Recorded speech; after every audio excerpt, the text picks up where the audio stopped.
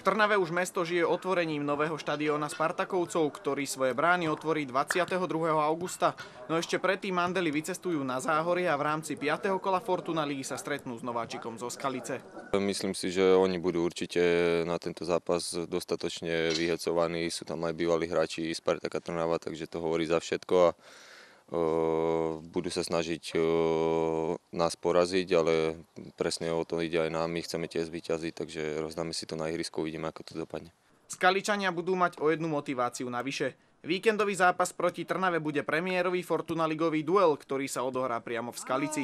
Predošlé domáce zápasy hrali Záhoráci v susednej Senici. Budú trošku viac vyhecovaní, ako keď hrali v Senici, si myslím, ale to nevadí, no aspoň bude dobrá atmosféra, dúfame, že príde veľa ľudí a že ten zápas bude mať úroveň a bude to mať správny náboj.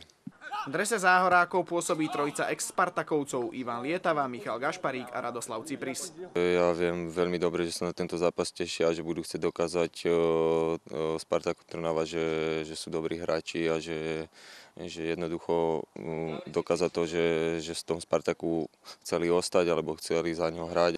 V predošlých týždňoch trápila Spartakovcov rozsiahla marótka. Už v stredu proti Kolárovu sa do zostavy vrátil obranca Boris Godál. V Skalici by sa mal vrátiť ďalší rekonvalescent.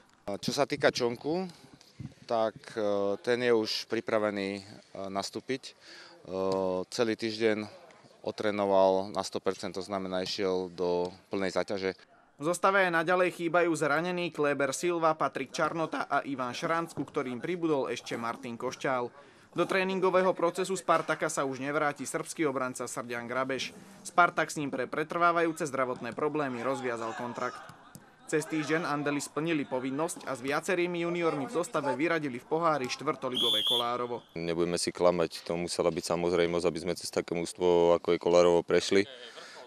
Prešli sme, vyhrali sme 4-0, aj keď polčas bol 0-0, nie sú to ľahké zápasy, ale tú povinnosť sme si splnili, ale hovorím, je to celkom úplne iná súťaž, aj tá zostava bola celkom iná, takže to by som neporovnával. Zápas v Skalici si zo záznamu budete môcť pozrieť aj na Spartak TV. Výkop duelu je v nedeľu o 16:30. Andrej Zvolenský, Spartak TV.